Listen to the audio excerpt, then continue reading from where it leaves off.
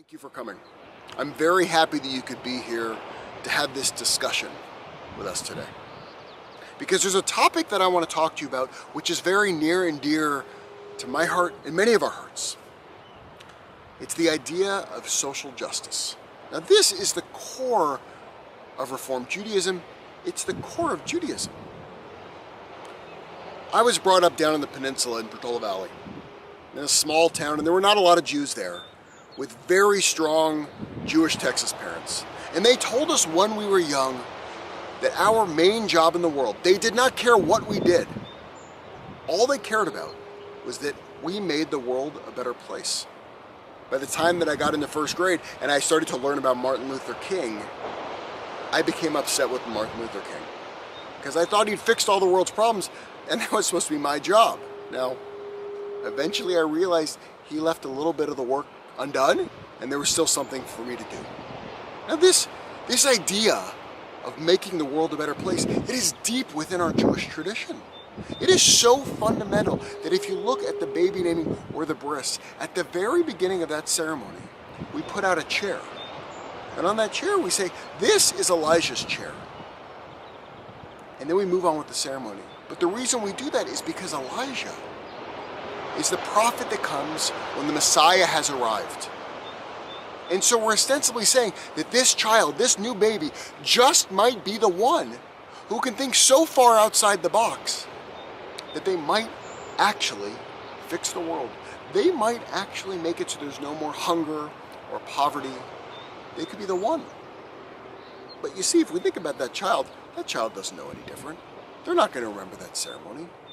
So how do we teach that to our children so that it is deeply ingrained within us? The way we do it is by one mitzvah.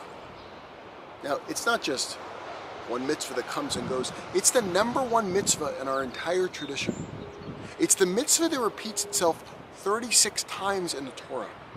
It's one that says, look, you were a slave. You know what it's like to be a slave. You know what it's like to be a stranger. You know what it's like to be the other. And since you know what that's like, don't treat anyone the way you were treated. Protect them. Care for them. That is your job. It's a story we take in deeply. It's what we do on the Pesach Seder. We don't mention Moses because it's not about Moses. It's about us. It's about us being that slave. It's about us being the other. And it's about us going from slavery to freedom. And at the end of the service, we say, Elijah comes. Because we know what it's like to go from slavery to freedom. Therefore, during this year, we're going to move the world from how it is to how it ought to be. And we speak in this we the entire time during that Seder. Now, my youngest, she was my youngest, my oldest, she said to me when she was like 2 years old, and I was trying to explain to her what Passover was. And I said, we're celebrating, we're eating matzah because we were slaves in Egypt. She gave me this very puzzled look.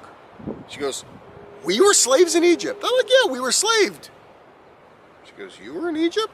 I go, well, I wasn't in Egypt. She says, Zadie was in Egypt? I go, well, no, Zadie wasn't in Egypt, but our people, we were in Egypt.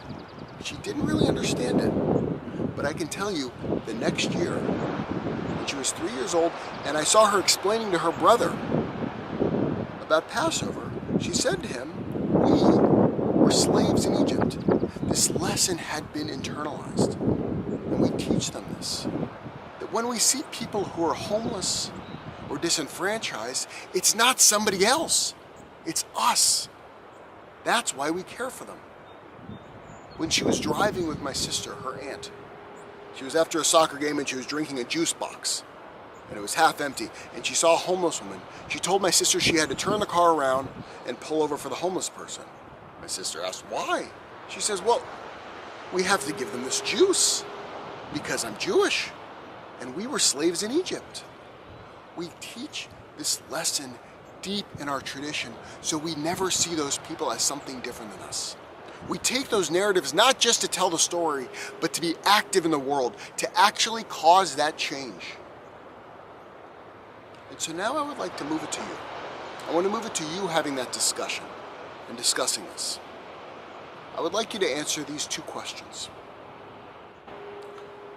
According to Judaism, It's important to integrate your personal and Jewish values into action. Please share a story when you created this integration and why. What was the impetus for this?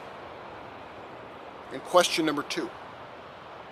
Does the scales of issues and problems in our world today, does it overwhelm you?